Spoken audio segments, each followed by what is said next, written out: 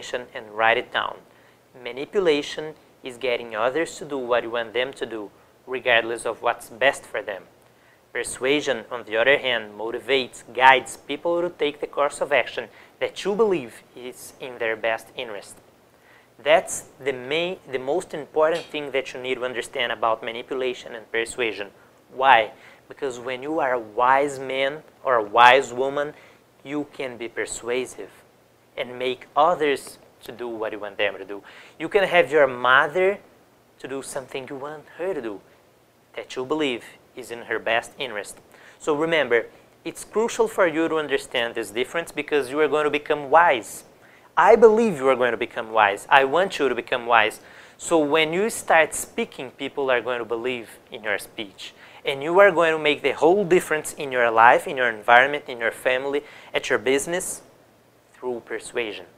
Solomon is teaching us in Proverbs chapter 16, verse 23.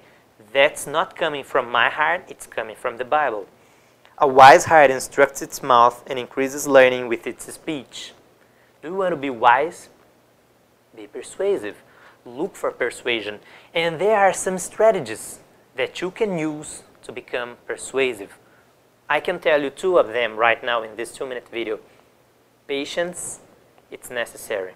You need to be patient so you can be persuasive. Don't try to be persuasive in 1 minute. Just try to convince a customer to buy something in just 1 second or 10 seconds. It's not going to happen. Patience is necessary. And you also need sweet lips. You can read it in Proverbs 21. Anyone with a wise heart is called discerning, and pleasant speech increases learning. Pleasant speech. Remember, you are going to become wise and have your children to do what you want them to do. And you are going to cause difference in people's lives.